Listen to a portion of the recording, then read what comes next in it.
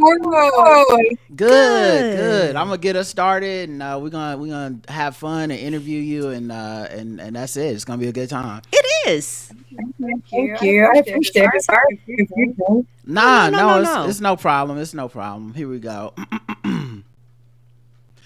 Hey, welcome to the Blackout Tips podcast. I'm your host, Rod, joined as always by my co-host, Karen. and we are live on a Tuesday, Mm-hmm. ready to do some podcasting, a very special Tuesday. It's Yes. the Tuesday after my birthday. Yes. Okay, 46 is officially loading, and we're going to see where this thing takes us. I think I'll give it a shot. The official weapon of our show is... Folding chair. That's right. And the unofficial sport? Bullet ball. And bullet ball extreme. And I've been looking forward to this show for a long time, or it feels like a long time, because we have a very special guest. Mm-hmm. I made her acquaintance on the Karen Hunter show when she was a guest there, and she was so smart and knowledgeable, and she's Right? talking about something that we're very nerdy about here. Everyone knows at the Blackout Tips, we love to do like TV show reviews. Yes. And especially for like Game of Thrones. We've done The Walking Dead. We've done True Blood. I remember that horrible time for the last 2 seasons, but we had like such a good time. And I said, oh my God, I want to interview you on our show, because you're like, this is right up our alley. It's Zuri Pryor-Graves, MSW MED. I'm going to ask what them letters mean in a second. Yes. We love some letters in the front. I told them, black people love letters, particularly black women, in the front of the name or the back of the name. We're going to have some extra letters somewhere. She is a SAG-AFTRA Certified Intimacy Coordinator, Sexuality Clinician, sex therapist, and on-set therapist, sexual educator, and sexual cultural competency consultant. Come on through. Come on. That's what them letters mean, I guess. It's our girl, Zuri Pryor-Graves. It's nice to see you again. How you doing? It's so good to see you. Am I echoing at all? Oh, No, that's no. my fault. Hold on. I got you. Nope, that's a setting that I have to control. You should not be echoing. There you go. Okay, sorry about that. Thank you, and it's so good to see you again. Thank you so much for having me. It is a really nice Tuesday. Yeah, and so the first thing I have to ask, I think, is this thing most people are asking, like, what is the path to become a intimacy coordinator? And is that because it feels it's a like fairly new position, isn't it? Not only fairly new, but newer. Because Yes. before, I don't think this was there, because I had never heard of it before until I heard somebody else was doing it. I was like, I guess in my mind, I assumed that somebody was doing that job. I know that might sound crazy. I assumed that somebody was there for the protection of everybody around in the first place. But apparently people had to push for the protection of the people on set doing these intimate moments. Yes, and unfortunately, I think that everybody thought that. So no, it was a blind spot for everyone. And I think overall safety is the responsibility of everybody. But when it comes to scenes of intimacy, to not have anybody who is specifically there to do that job was a problem. And people started to notice it was a problem. You said newer, probably about 2018 or so, as you know, the Me Too movement, 2017. So we kind of came and were birthed from that. And you asked about how people go around to getting this job. My pathway is a little bit unconventional, but now they have certifications, they have courses that you can take, and all of those things are done online. They do some like in-person things, so you can get like the on-set knowledge, but those are few and far in between.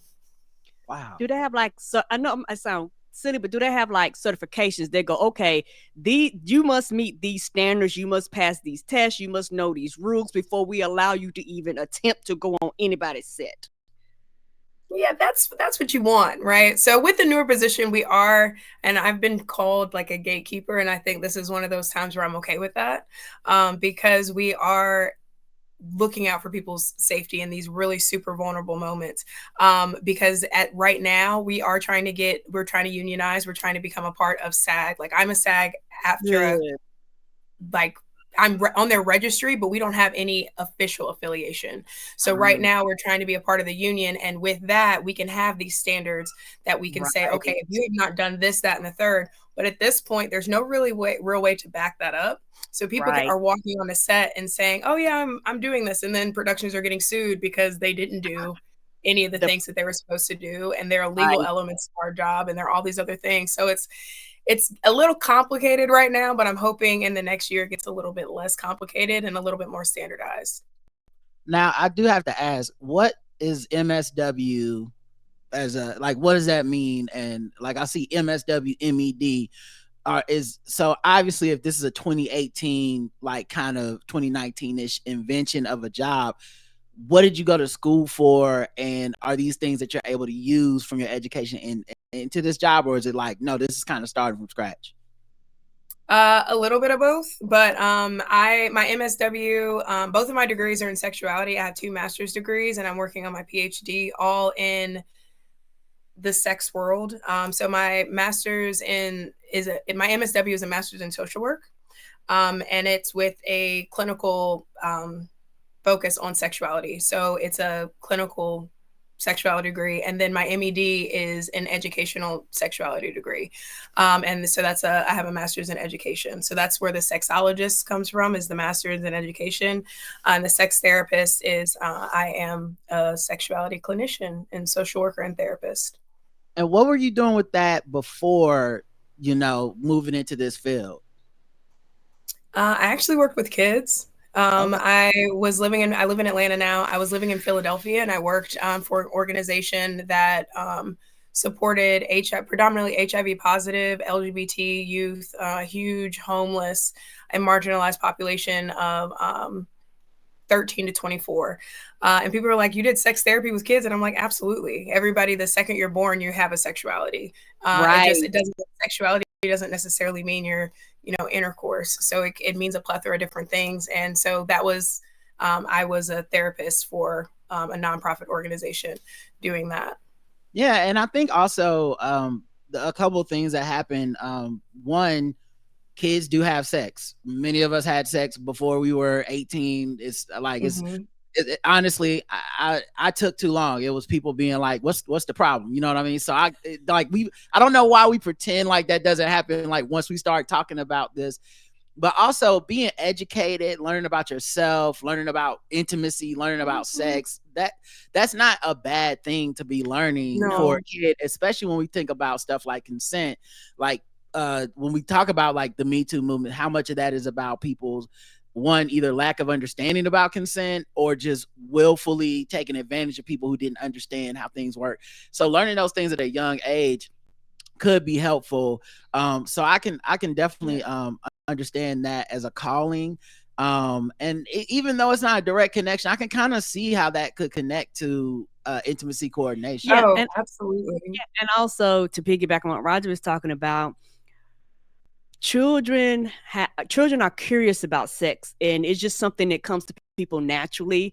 And sometimes people forget that children are small people. And so any feelings that adults have and any children go through these things might not be on the same level. They might not have the same knowledge, but they go through these things. And I think that if more children were aware, they would be more comfortable in their bodies. They would be more open about abuse. Like when they're getting abused, they would actually come out and like say these things are happening, or they would say things that would be like, I don't feel comfortable, I'm not consenting. Like, so, things like that, so that people will be aware of things. Because a lot of times when you talk to children, particularly when they're smaller, they don't even use biological words of the body. They use like made up words and things like that. And I've heard some parents go, "No, we ain't using no nicknames. Call it what it is." So when something happens and you're being interviewed or something like that, we can, also go through that process. Also, there's a lot of misinformation out there. Correct. And lately, over the last few years, there's been a targeting of actual like school knowledge and learning. So I can absolutely see how that's like a great like start and cause and thing to get into. Now, when you made this transition over, what, like, how did that feel? Because are you feeling like I'm leaving these kids behind, or is this like one day I'll come back, or is it like, listen, these checks, kids, y'all gotta understand, okay, look, this charities, just the 501 ain't hit like that. A lot of commas and zeros. Right. Well, unfortunately for me, not there are fewer people in the world who think like us and what you're talking about right now, and far more people who do not understand the value in it. So I actually lost my job. But not me. They did away with the entire therapy program at the nonprofit that I was working in. They didn't see the benefit in it. They leaned into the social work side of things, but I mean, the work that I was doing, yes, and talking about consent and things, but I had most of my kids were sex workers. You know, they were engaging in survival sex because they were put out by their parents for being queer, or being trans, or being whatever. And they were so being able to support that and be like, okay, this is where we are. This is what we're doing. Let's do it safely. And then creating those safe spaces. But apparently therapy is not necessary for those people. So I lost my job and I moved to Atlanta. And I started this random fact. I played roller derby professionally for 8 years. I was going to ask you about that. I saw that in your bio. I was like, I have to ask. How did you even get into roller derby? Yeah, I loved it. It was definitely a moment in my life that I will never forget. And it also led me to this work because a lot of those folks, because they were participating in stunts on set. And stunts is a huge segue into intimacy on sets, which is kind of weird because it's all about movement. It's all about, so just like you're faking a punch, you know, you're faking an orgasm, you're faking the way something looks. It's about tricking cameras, it's about doing choreography, it's about creating repeatable actions where you can make something happen, you know. And so I found it through that, you know, and meeting people who were in stunts and finding my way onto sets and being like, I might not be your stunt person, but I think I can help in this other way, and kind of building into the foundation of what it was at the time. Like that's why I said my route is a little bit unconventional because I didn't do these trainings. I helped make them up. So I was around when we were trying to figure out what is this going to be. And then you also asked about like, so what is that transition? When I'm working with actors, like I know we talked about this on the Karen Hunter show, like Morris Chestnut, I don't need to teach him how to do the thing, right? But I can come from a consent-based practice and from a therapeutic lens and say, okay, how do we create a safe space so we can do this work? Right. You know, what are you bringing to it? What are you bringing to it? Let's make something that we can both be proud of. I can imagine that it can be challenging working with people in that area for a couple of reasons. One, you have people that have been in the game for a long time before this position existed. So, of course, they think like, nah, this is how we do it. We don't need all of this rigmarole. We just going to go do it. I always feel bad whenever I see an interview with an older star and they're eschewing the intimacy coordination, like they're kind of like shitting on it, where like I saw Jennifer Aniston did this last season of the morning show. She's like, oh, we just get in there, we don't need all that. And it's like, it's not like it would hurt. Like, it's like, what's the worst thing that can happen? Y'all agree, you involve the intimacy coordinator and you film the scene that and everyone's on the up and up, or you freestyle it and then later on someone's like, I actually thought that was bad. And then it's like, oh, so that's what that position's for. So I thought that's interesting. And then the second thing is everyone thinks they know how to have sex. No one wants to hear like the fake sex that we're having on screen. You need to like, this is different and you need to be good at this in a different way. Right. Because everyone's so confident about both of those, you know, both of those things, I think. Right. And also my thing, I guess my question is this. When it comes to this, you're dealing with people from all backgrounds, all walks of life, all sexualities. And I know a lot of times, a lot of the uncomfortableness comes from like a female perspective. Have you ever had men approach you and be like, I'm uncomfortable with this? I like how, just real quick, how I had my question. Karen just stole, like, get your questions out of here. I have a different question, but please answer Karen's question. Yeah, I'm all off. Yes. Thank you. You all are hilarious. Yes, and I heard what I was hearing that you didn't say. I'm thinking about sexuality. So there are all these different layers, right? So folks who are playing a role where they don't necessarily identify with the sexual orientation they're playing, they might not identify with the gender that they're playing, the gender expression. But in terms of keeping it binary in terms of like males and females or whatever, I think that what is said in private and what's said in front of others is extremely different in terms of I have most of the guys come to me. And it ends. The dialogue is whatever they're comfortable with, whatever she's comfortable with, and it's like, okay, when was the last time someone asked you what you're comfortable with? And that translates from like their actual bedroom onto the stage, and then they end up being in these scenes, and because if we don't have those conversations, they end up being the most uncomfortable in the room because, it just, the balance is crazy. And then you have the women who are like, oh, I'm fine with everything because they're trying to make the guy more comfortable. And it's like, okay, this is why we have these conversations ahead of time that sometimes, just going back to what Rod was saying, that people don't want to have because they're like, we've done this a million times. And then we end up in the space and it's like, remember that time I called you and I was like, hey, we should talk about this. And you were like, I've got it. And I'm like, okay, all right. I'm not going to push you too hard, but so that answers a little bit of both of your questions, but there is a level of discomfort, I think, from both sides. And I just wish that people were a little bit more honest. Right. Inside of the bedroom and in the bedrooms on stage. And if they were, I think all of this would be a lot more seamless. And does that lead to you having to kind of on the fly, like, okay, you neglected the opportunities to prepare for this scene. So now that we're in the scene, because I've worked on TV sets before, and like I know what it looks like on TV. I know what that result looks like to people. There are so many cameras. There are so many stage people. There's directors. There's writers. There's other actors. There's so much stuff that is happening. Lighting, sound. It's not sexy in the way that, like, it may look sexy, but that's because those people are good at acting and everyone else is good at their job. Right. So are you having these moments where we're rolling, they're like, this is the time we have set for this, the sunlight is going down or whatever. We asked you 5 hours ago, and you have to like kind of intimacy coordinate on the fly now because people didn't do the advanced work 100% of the time. And sometimes it's not because of the actor. Sometimes it's like small production budgets. There wasn't time for rehearsal. You're shooting a movie in 10 days. By the time the person flies in, they're working every day, so there are lots of reasons why, we might not get the time that we need. And sometimes things don't come up in rehearsal because people are not comfortable. That one rehearsal we get might be that first stage where they're getting to meet each other and be comfortable. And unfortunately, because of time constraints, they're figuring out some other stuff on stage. So I will say, as somebody who is not an actor and doesn't come from this world, one of the things that I did have to learn that I'm not showing a good example of here is my economy of words. So being able to have really quick things to fly in, say, that are actionable, that an actor can digest with, like their actor language to say, and it's going to have to do with speed. It's going to have to do with a particular type of movement. Or if I don't have the words, which a lot of times I don't, I'll just go and do it and be like, yeah, like this. And then they'll be like this. I'm like, no, like this.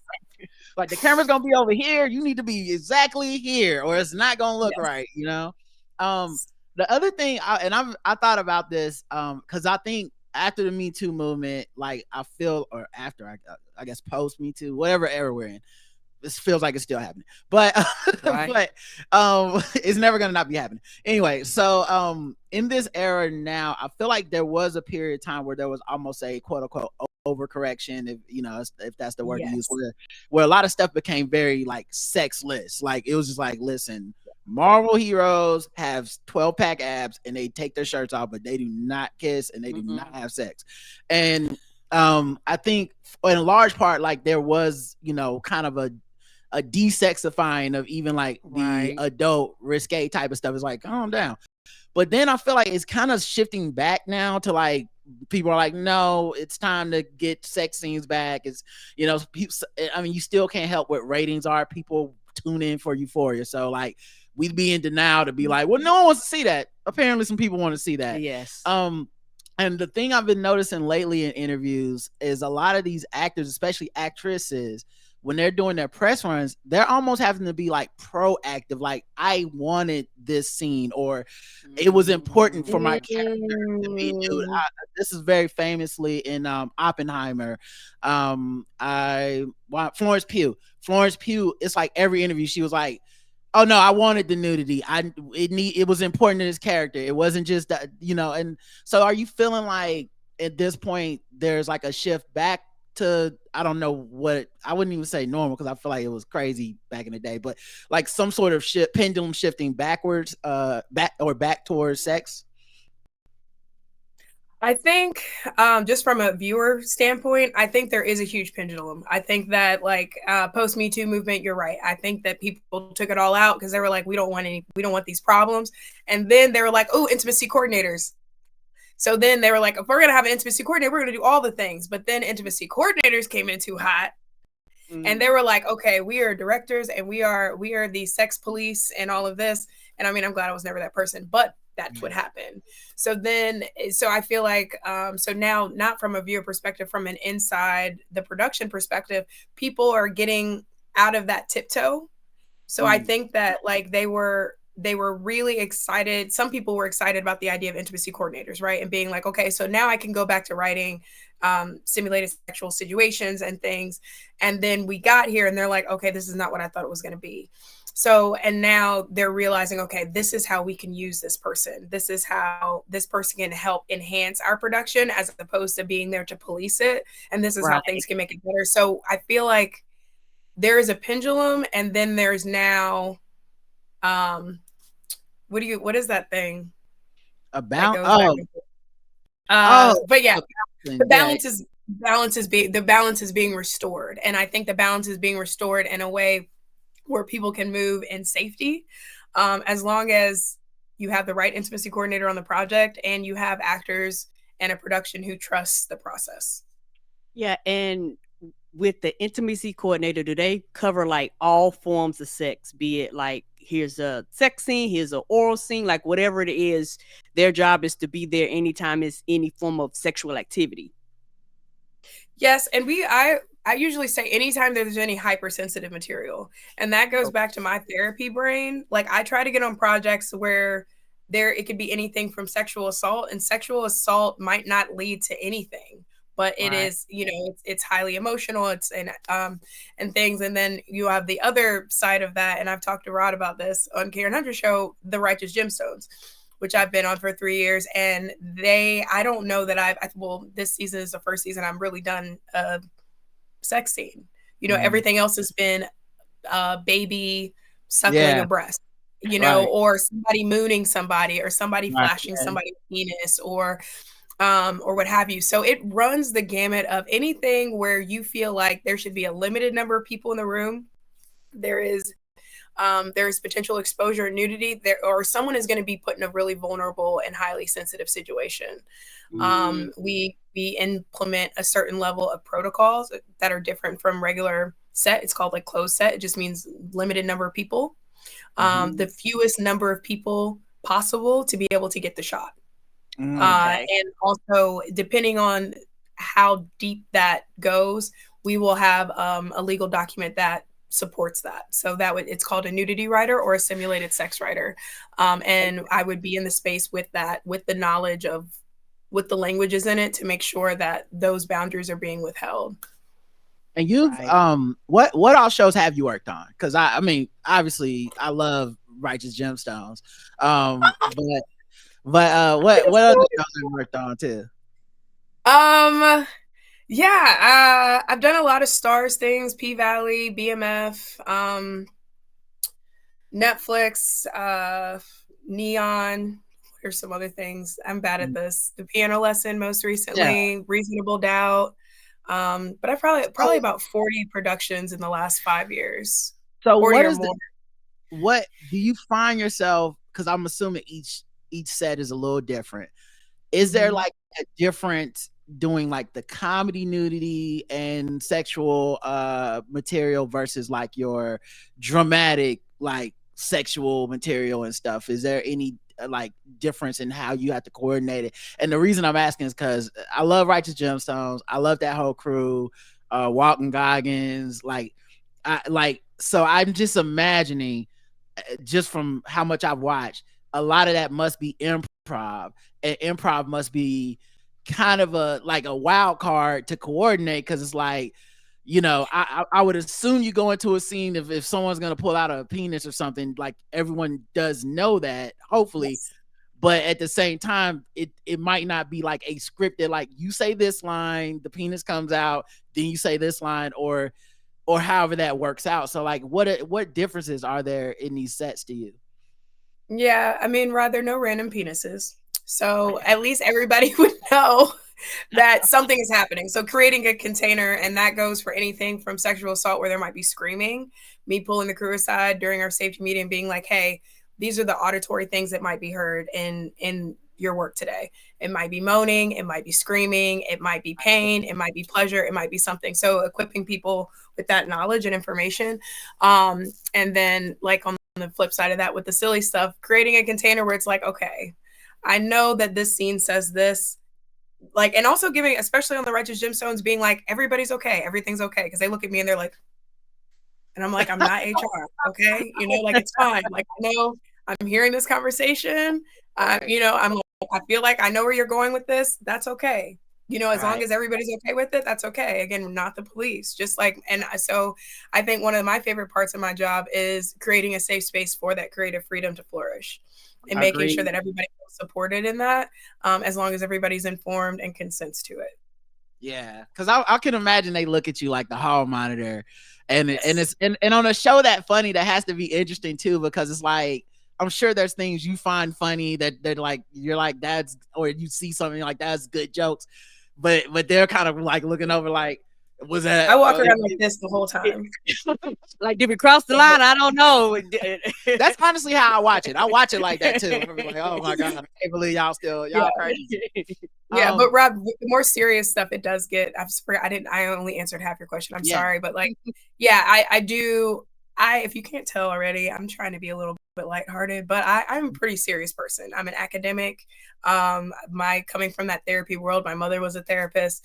I am a pretty straight and narrow, like it is what it is kind of person. So when we're dealing with the more serious things, I think I have that energy and presence enough where people know when to play and when not to.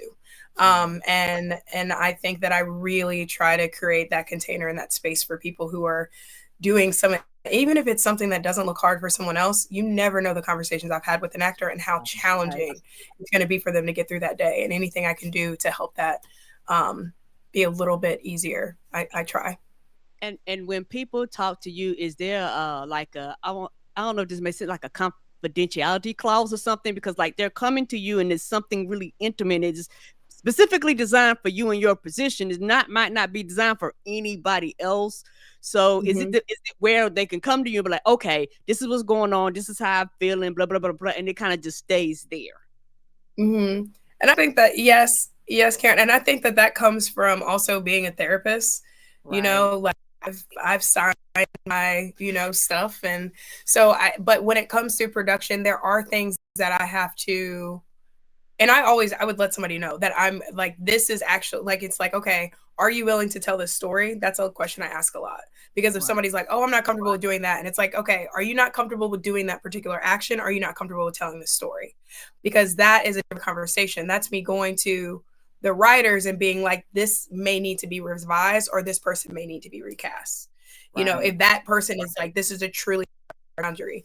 Whereas if somebody's like, I'm willing to tell that story, but I don't want to do that particular thing. And I'll give an example of this. I had a scene where there was like a BDSM situation, and it was about power play and dynamics. And somebody was like, it was written in there that the actress was to be choked. And that actress came to me and they were like, absolutely not. And I was like, totally fine. And I'm like, and you don't need to tell me why, whatever. They told me why. Right. I ended up getting a lot of information, and that does happen a lot. People do disclose a lot to me. I don't need to go. What I need to say is, hey, I have some offers for you of some other ways that we can potentially tell this story. But the choking is a boundary for this actress. So, hey, can we try maybe, does this or this work for you? These are actions that I've talked to the actress about, they're comfortable with, and we think it will hopefully continue to tell the story that you want to tell, and have that negotiation. And sometimes that person might come back and be like, no, I want it the way I want it. And you just hope it's not. Let me, you know, you were talking about being serious on the set, but let me tell you what people appreciate when there's a problem. Seriousness. Yeah. Like they appreciate like, that person going, I'm not for the BS. Yeah, when you have an issue and you need to come and be like, listen, this needs to be communicated with the writing staff, the crew, the director, all this stuff. I want a serious person. I'm not there for jokes. I don't want, like, we not yucking right now, because when this scene happens, if it's not right and we don't know what kind of trauma and stuff is going to lead to. And I think people, this happens a lot around conversations about, like, you know, sexual assault, all the stuff we're seeing with Diddy and all this type of stuff. And I always notice that there's these assumptions. A lot of people, I shouldn't say everyone, a lot of people have the assumption that people aren't walking around that are survivors. Like, it's like, unless that is your story that you're just telling everybody every day, then everyone's default is not a survivor. This shouldn't bother you at all. But I feel like in a job like you have, clearly you're going to see people that have experienced things, whether they want to share it with you or not, that may be triggered by the scene, maybe triggered by writing, maybe triggered by whatever. Are you having to deal with that too, where, like, you know, the it's like a surprise almost, like, or there's people that maybe I thought I could do this scene, but now I'm doing it, I can't for whatever reason. There's a block, or what? Like, are you experiencing that as well? Yes, and that's what I'm happy that it's me. You know, as a clinician, as a therapist, I have had people burst into tears on set. I've had people walk off. I've been prepared for it at times. You know, like, we've had conversation to be like, okay, if you're not saying no, I'm not going to say no for you. You know, you want to move forward with this work. These are the things that may result, that if you want to move forward in this way, these are things that might happen. You know, if they happen, how do you want me to handle this? You know, how do you want me to move in the space? And so we can kind of make an action plan if something comes up. A lot of times, especially if I'm coming in and I'm popping into a set for a day because something has come up, I don't know this actor. They don't have a reason. They might trust me a little bit, but I don't know their story. And then next thing you know, we're in a situation where we're in, like, triage, if that makes sense, to try to figure things out. And sometimes that person can come back to that scene and sometimes they can't. So it just depends. But yes, that does happen quite a bit. And I think I mentioned this before, I've had people try to use scenes that they're in as shadow work, which I 0 out of 10 do not recommend. Like, if they've had a trauma or an assault or some kind of, well, I won't even say assault, if they've had some form of trauma that's linked to something in a scene, and they are now using the scene to take back that power and control that they didn't have during that traumatic situation. So now they're going through it as their opportunity to do shadow work with themselves, to be like, okay, yes, this story was told without my consent at one point in time, but I'm going to tell it my way this time. And I've never seen that work out too well for anyone. Yeah, man, that's so interesting. Because I guess it's some trial by fire stuff, but clearly, you know, you'd want to loop somebody in on that just in case that doesn't go right. You know, like, just like, if you see me break down, just know that something's going on, as opposed to, like, having that. And then it's so interesting too, because actors, you have to, like, harness a lot of times you have to harness stuff from your real life to play these characters, to get in these roles, to get in these moments. So you're playing with your real emotions, even as you're fake doing a scene. So I can definitely see how that would happen. Is it always sex, the intimacy coordination? Is it conversation? Like, if there's a script where, like, there's an argument and the argument is about sex, but there's not going to be an actual sex scene in it, is that something that they look at you for, or is that not, or something they go, no, that's not in your purview? It depends on the production. And yeah, it depends. I, like, a lot of times, if I have the opportunity to be on the entire run of a show, or for an entire movie, and I'm not just being brought in for one day or something like that, I'll read the whole script and I'll flag everything. So I'll flag everything that I think that I could provide any kind of support in, and just give them the opportunity to be like, no, that's not for you. But that has worked out in my favor. Piano lesson is one of them. I was the intimacy coordinator there, and then I was hired by Netflix to come in as a sensitivity consultant on one day of shooting that was it was around slavery.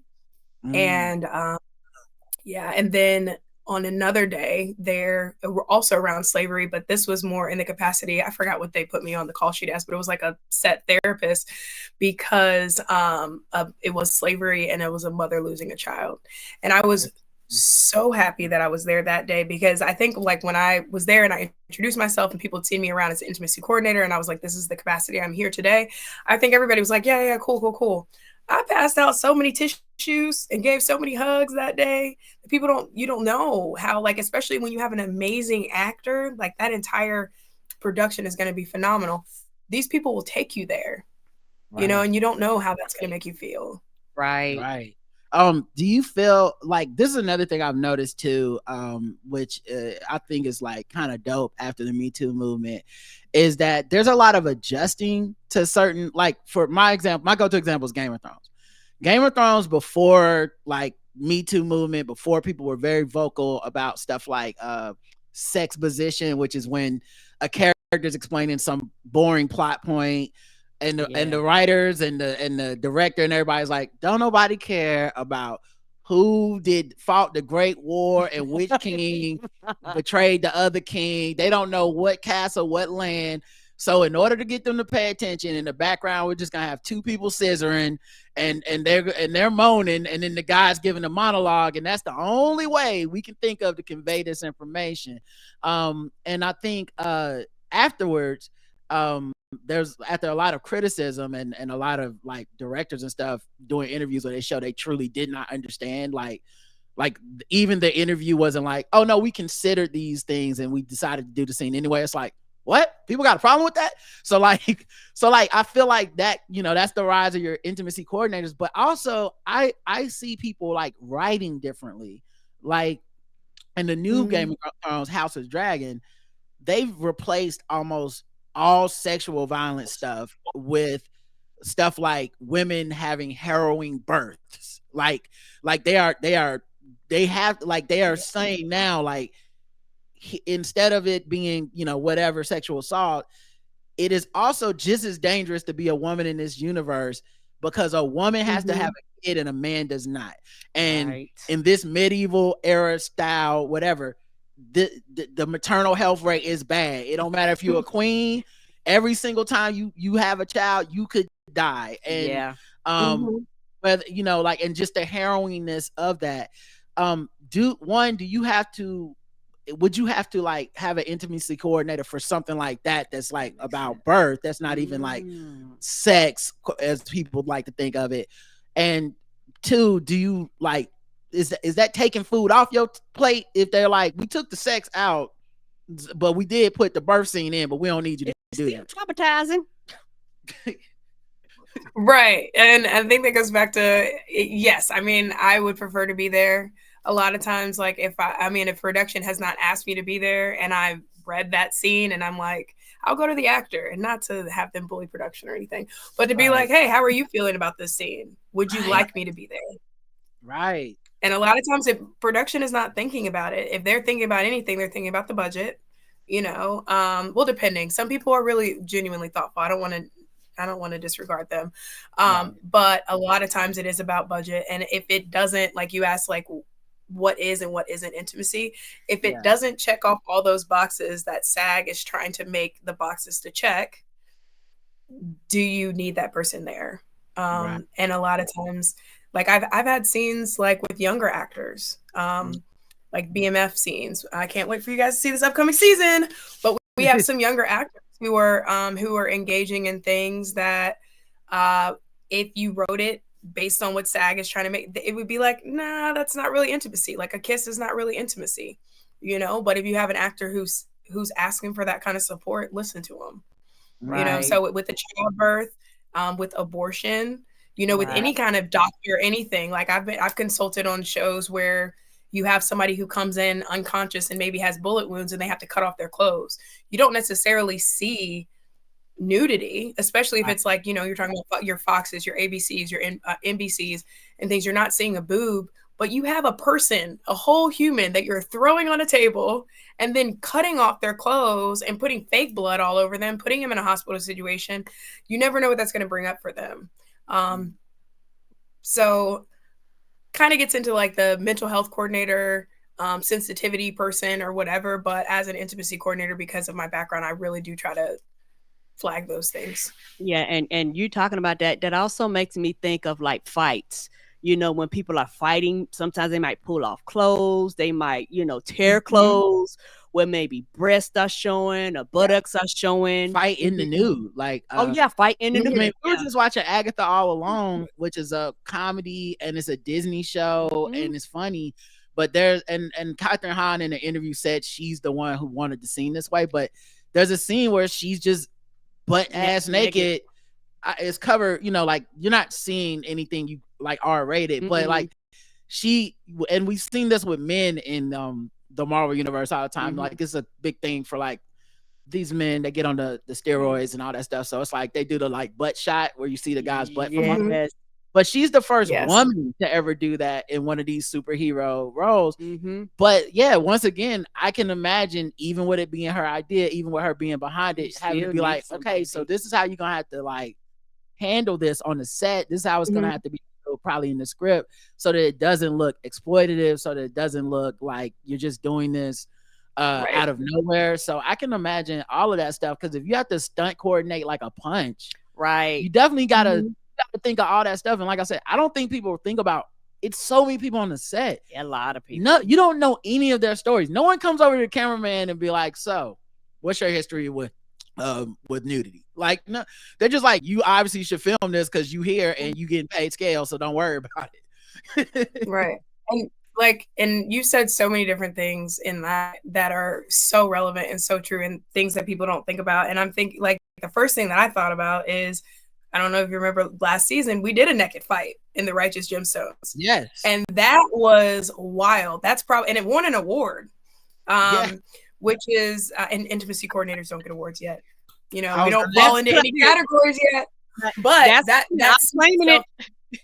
They're gonna be like, you did your thing, you kept the people safe. Right. And it's like, but we did do that. And the thing that I think about when you're saying that, and when you're talking about that movie, there are so many people involved. Yes, you've got the camera folks and the sound and everybody else, but each of those people had multiple doubles. So if you are writing a scene and that actor is consenting to the scene, you now also have to find someone that consents to telling that story the way that they have agreed to do it. So it's not just that actor being nude, it's maybe 2-3 other people being naked too. And so being able, so that's what, when I'm thinking about her and saying that, it's like, good for you. But I'm like, did you check? Because if someone on that level probably has a stunt double, you know what I mean? Like some people, you hire random people and it depends on if it's skiing or fighting or whatever, and it's going to be a different person. Some people, like Rock, he's got his cousin. That is his stunt double, and unless it's something really obscure, it's going to be his cousin. Does his cousin want to walk around naked just because The Rock said he was going to? I don't know. So that's what I was thinking about that. And I was like, that gave me a little cringe, but I mean, maybe their person is completely fine with that, but I would just hope that people are considering that when they're making these decisions that go far beyond them. So is this how your brain works all the time? Meaning like, cause like, I imagine that's almost like how NBA players, they watch basketball recreationally, but also they're professional basketball players. So like when you see LeBron James going to watch the Las Vegas Aces play the Indiana Fever or whatever, and it's women's basketball, he's still thinking like, okay, you gotta get in your triple threat position. Oh, they're not gonna run the backdoor screen on that. See, that's just dumb. Okay, now they double teaming. Where's the cutter? Is it like that for you? Like when you're watching like Insecure and they're like, man, look at Lawrence and Tasha, what a great scene. But you're like, I mean, I can see how they film that. You have to block it this way and you have to do this. And I hope they got that done. Like, are you able to turn that off at all? I don't think I really ever turn it off, but I don't think I look at it in the LeBron way. Yeah, I'm critical in things, but I'm also like, I'm a natural student. Like I don't know how many years I've been in school and gone back and how adept I am in all of that. But when I watch things, I look for opportunities. Like I'm like, oh, oh, that was an interesting choice. Or like, oh, I wonder what modesty garment they use. I wonder what was in between them. I wonder if that, like, I wonder if that was a real penis. I wonder if this, like, so I'm always thinking, I'm always curious, and I'll like go back and watch sex scenes over and over to try to figure out how they did it. So yeah, that's kind of how I look at it. When you talk about modesty garments, there's different types and kinds. Mm-hmm. Yeah. Is it So to what body part they're covering? Is there a thickness to it? Because I just don't know. Mm-hmm. So there are modesty barriers and there are modesty garments. There are barriers and garments. Okay, so one, like a garment, you always are going to have something that covers your genitals, so that no actual sex. And this is, I'm just talking about simulated sex. So you're always going to have something that's covering the genitals that protects both parties from being able to ever touch genitals. But depending on the action, will depend on what barrier you have. So that could be anything from a pillow to a yoga ball.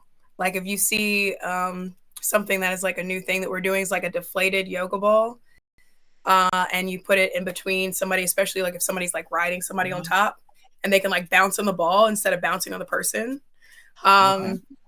So yeah, and we have, and like I said, pillows, but I actually borrow a lot from the queer community and the like gender affirming things. So tuck kits.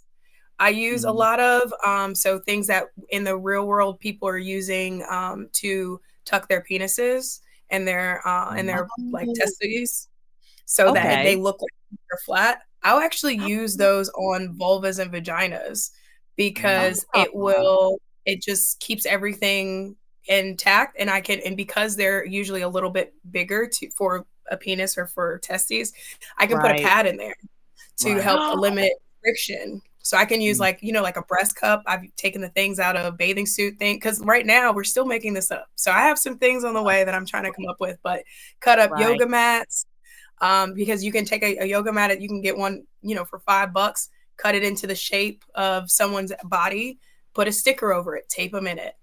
All kinds of things that we use to conceal and protect people. Okay, I see what you're saying. Yeah, because eventually you want to go with, this is the equipment that we have. This kind of, if you're doing this, we know we need this. If we're doing this, we know we need this. I'm with this. Yeah. You're not, so y'all don't have y'all don't have a union yet, but is there like a communication between intimacy coordinators? Like, do y'all have like where you can share like trade secrets or techniques and stuff like that, or is everyone kind of out there for themselves? Yeah, we have a Facebook group that was started, I would say probably 2019, that now I feel like is very overrun. We've got a lot, because we've got people in there asking questions, and then we've got people in there doing the work. So in terms of having a community, there are about seven or eight of us in Atlanta who are certified and who are trained doing this work. There are a lot of other people saying they are, but they're not. And we have a text group. So when things kind of, and we were a lot more active in that text group at one point.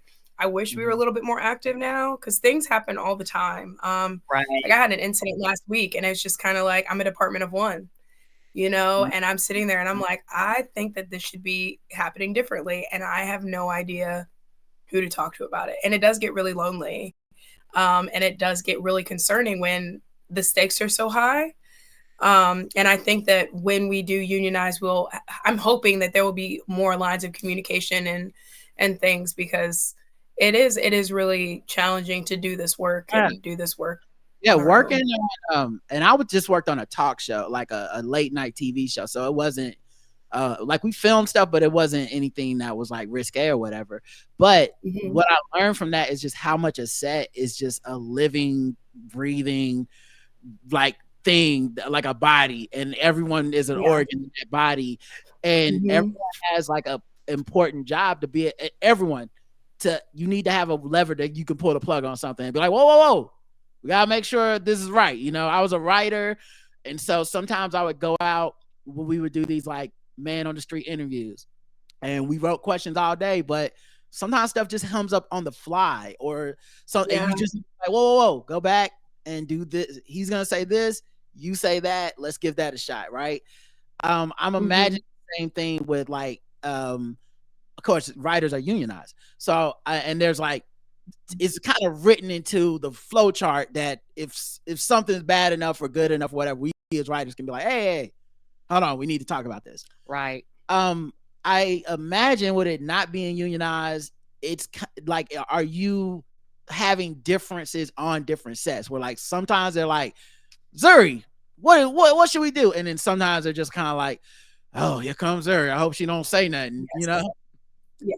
Yeah, absolutely. And it is kind of lonely. And it's also kind of weird because like what you're saying with the union that protects writers, and you're like watching something and you're looking at your script, you're looking up, you're like, no, we've gotten too far away from that. Let's run it back. So, I mean, I do similar things, but because we're not unionized and because we're in a safety role on set, we have a lot of power that is unchecked. And that's kind of what I touched on earlier, and being like, it has to be the right type of intimacy coordinator. Because I've replaced so many intimacy coordinators on sets who've come in and been like, this is how we're going to do things, and and they're in violation of the DGA, but they aren't, because are they a real role? Like it's because they're doing too much, they're being too loud, they're taking up too much space, and it's like, it's the best. I think the most important about this job is to try to find a way to be seamless. That said, I can shut shit down. Right. So that is something that I've been at that long. I've never shut anything down. Well, something shut itself down and then I kept it shut down. Right. That was one thing that I had an actress who left, and I was like, no, we're not doing this again. Like they were like, oh yeah, when can she come? I was like, what are you talking about? She's not coming back. But I also have been at the line where I'm sitting there and I'm like, oh, we got one more time. Yeah. We got one more time. I'm not going to have them do this again. You get it this time or we're done, and doing that, but I don't have that same protection. Right. So they could technically be like, oh, you shut it down. Well, we're shutting you down. We're going to get somebody else to come in, and then we're going to get, until we find a yes person, we're just going to keep finding people, which that sucks. Yeah, there's a whole yes situation happening right now with the former one of my shows. But I mean, but I could also just I would just grab my phone. I could pick up the phone and call SAG. It doesn't have to be me. Right. Like I could, and I've gotten very close with the SAG, the SAG team around here. And her name's Susan, my SAG person, call Susan. Susan, there's some stuff going awry. Right. I'm going to go. But how long will it take you to get here? Yeah, because ultimately your job is there to protect, like, first everybody. Of all, low key is protecting everybody, but also to protect these actors and stuff, which is always funny about safety roles, right? Because people hate it until you get sued, until there's some story about your set, and now that you got to live with this tarnish, and you in interviews talking about this and not the show anymore. Boy, you wish you would. Right. It was like, man, pay somebody to do the job. Listen, right. Here. And when it comes to this stuff, Roger's talking about like the different moving pieces.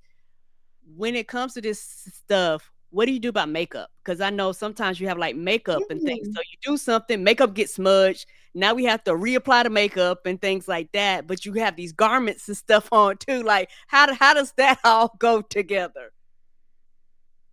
Yeah, that's a great question. So being a coordinator, one of the reasons why we took that role on instead of being like a consultant or something like that is because one of our main jobs is to coordinate departments.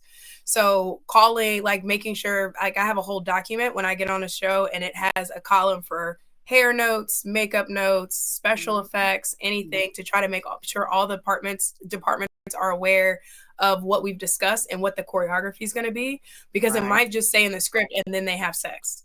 That doesn't give any information to anyone. I don't know if I'm to lose you guys. Yeah, internet went out. My computer's doing something weird. But so I think a delay, but we but anyway, so I'm sorry. So like makeup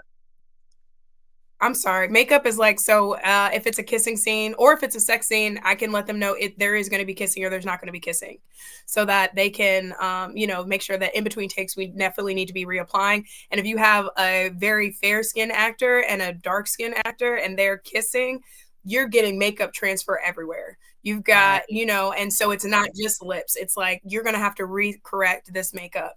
And being able to communicate with wardrobe to be, they're going to be the people who are going to provide the modesty garments that are going to be at the request of whatever the scene entails. And also letting them know what is, if there's a scene where clothes are coming off, working with them to say, okay, we have 2 seconds to get these clothes off. Can you make snaps for buttons instead of, like, we can do the first button, but then can you make the rest of them snaps, you know, or just different things like that.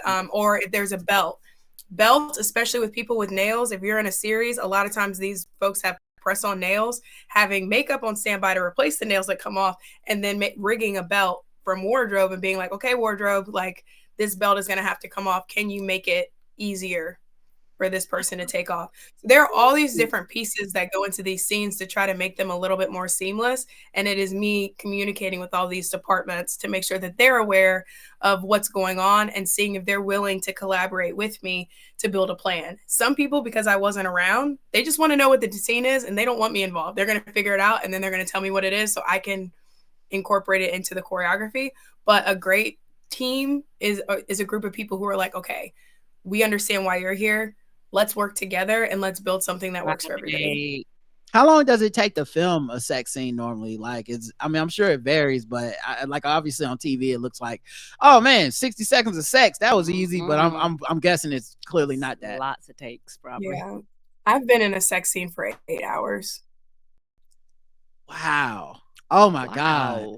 Oh my God. I've been, I mean, worst. I mean, it's the worst ever to ask that of your actors, to ask that of anybody. It is completely, to me, irresponsible. And it's happened, and I've had it happen. And I mean, that's when I'm saying sometimes these scenes like that naked fight took all day, but that was a lot. There were a lot of moving pieces in that. We had people going through tables, running into the lawn. Like, there are all these things that makes sense that it's going to take hours. You know, it's going to take a day.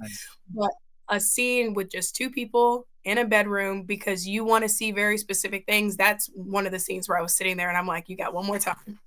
Oh my God, 8 hours. It's not fair to ask that of anyone. Yeah, that's some acting, by the way. If you can still act like you're all horned up 8 hours later, you're a good actor. Because I feel like somewhere around hour 2, it's like, hey man, listen, okay, like no one wants to have sex anymore. You know what you said made complete sense. I remember Lawrence Fishburne was talking about when he was doing, I think, What's Love got to do with it with Angela Bassett. And he was saying she was much younger. He was saying it was one scene that, because he had been acting for a long time, he said it was taking too long. He was like, y'all got one more time and we're not doing this no more. I was like, when you said that, I was like, yeah, that makes sense. He was like, we're not going to do this anymore. You're taking too long. You better wrap this up. I have a couple more questions and then we're going to wrap this up as well. We're not going to do an 8-hour podcast. Do you have like a dream project? Like, is there anything like you're looking at, like, this is what I would like to work on? Yes. I think that I've always wanted to work with Issa Rae. And I think that's just because we're about the same age. I think that when I started getting really passionate about TV, and watching it from a different lens, like, she was doing her thing. So I just feel some kind of like kindred energy there. I'd also really love to do like a Jordan Peele thriller situation. Like, I'm also, the only people I would ever name are Black people, because I'm like, really, my biggest thing in this world is to make sure that Black people have the support that I feel like they need on sets, and 99% of the people doing this work are white women. So if I can put myself in the like rap shit, white person, like anything, Issa Rae, Lena Waithe, Jordan Peele, all of that, white people. So I really want to put myself in a position where I can, because I work, just because I wasn't working with these actors on those projects, I've worked with them and they're like, they wish that it was someone who looked like them. It would help them feel more comfortable. So yeah, I think that like I would love to do some kind of scary, super scary, some kind of sex situation. But yeah, and then leaning more into the mental health side. I think that I really feel like I want to support projects that are extremely emotionally charged and could use some mental health support. Black people definitely have different concerns about stuff than than a white person may be able to pick up, you know, different stereotypes, different social stigmas, all that type of stuff. The way our bodies look. I won't say the actress, but I definitely remember watching this TV show. It wasn't a sex scene. It was a movie actually. But I was so mad because it was two people laying in bed together, like talking, and the black person's legs were ashy, and I was so mad. I was like, this is a movie set. Many people saw this. Who? What? You don't send. This is unforgivable. They could be a meme right now. They lucky like not a lot of people saw it, because I would have been sharing that. Like, remember this? So I definitely feel you on that. For sure. Yeah. I ask people socks or no socks. Like, I get into the the things that I feel like are not gonna come up with a white woman. Like, we're getting into it. What do you prefer? What do you need? If you want music right now, what kind of music? All of those things are going to be very different. Yeah, that's true. Yeah, because when you say socks and no socks, certain scenes will be showing bottom of feet. Yeah, soles, that's what this scene was showing. And it was so like I can see someone thinking like this doesn't really matter. It's not even like a sex scene. It's like, I don't know. Black people look at ashy on any scene, it's gonna stick out to us. It might not stick out to you. Y'all. It will always stick out to us. And does real life stuff that happens, like, does that affect attitudes on set? Does stuff come up like right now we're seeing this Diddy stuff. You're seeing people doing like podcast interviews and stuff, downplaying it or being, you know, acting like it's not a big deal, whatever. I'm imagining these conversations also, especially with it being in entertainment, must either reveal or affect some of the attitudes on these sets around these issues as well. Is that something you see? I think so. I think like even like people try to make light of things, like, and it lets you know that they're on their mind, right? Especially a lot of my male actors, they'll say something about, well, I don't want to get me too'd, or I don't want, and it's like, that's not funny. But I get where you're saying, I understand why you're saying it, and it's because it's what you're thinking about, and you are extremely concerned. And I've had influencers and things who have who've been like, I'm not comfortable with doing this because I know I'm about to become a meme. I know if I do this, I'm going to end up on Pornhub. I know if I or it has to be done in this particular way because of the age of social media. And sometimes, like you're saying, with politics and the news and the things that are happening, people are aware of those things. Yeah. So the last thing, for aspiring people that want to get into this field, what do you suggest they do if this is something like they want to get into some intimacy coordination? Absolutely. I think that, well, first I'd say pause. I'd say we're really trying to reel back. We're really trying to get a handle on this. And I'd say within the next year, that's going to happen. Like we're like last week, we actually had our big meeting with SAG and all of that. Like these things are happening. But right now, the industry, because we're coming out of 2 strikes, is very slow. There is not a lot of work. And so therefore there's not a lot of opportunities to train people, and it's really expensive.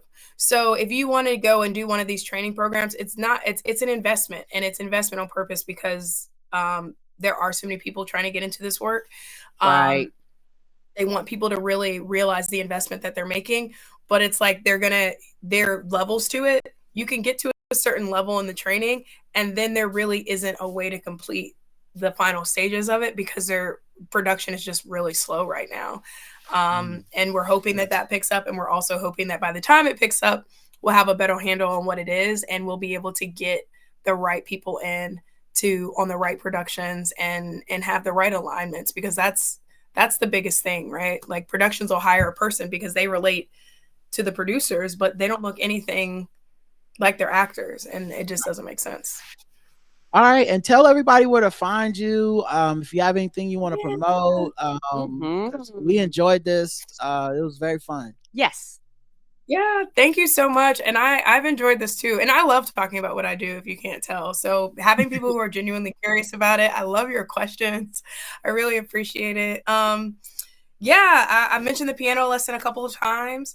It's coming out. It's on its way. And I am so excited about that. That comes out in November. And there's this is a different way to see intimacy. You're going to be like, okay, well, there's no sex in this. There is no sex in it. But look at the other places where you think I may have shown up. Okay. I would love to get some feedback on that. And on the other side of the camera, I've been doing some kind of strange things. I am on this upcoming season of The Floor. It premieres tomorrow. It's a Fox game show. Yeah. And I'm defending a category that's come up a couple of times on here, and that has to do with sports. So that's my little teaser for that. So see how I do. I'm competing for $250,000, and well, I hope you get it. I can't tell from like right now. You look like money. You look like you might have some money. I can't tell, but so I'm just guessing, but you know, we love to see it. Yeah, we'll be rooting for you. We will. Thank you so much for being on with us. I hope everyone in the audience, I hope y'all enjoyed this. Y'all know we stand for like TV shows and all, and these are all questions that I had wanted to ask like, somebody. How can people find you on social media? Yes, please follow me, Intimacy with Z. It's just how it sounds. Intimacy, and then the word with, and then Z. I post a lot about sexual health. I post a lot about intimacy and relationships and sex therapy and things, and then just about the different things that I'm doing. So yeah, I would love that. And I'm also trying to do more in front of the camera work. So if anything that I'm doing seems like it aligns with what you're up to, I would love to chat. There you go, guys. Look her up. And thank you for listening. We'll be back throughout the week. Until next time, I love you. I love you too. Mwah. Bye, everybody. Bye, Zuri. Sweetie.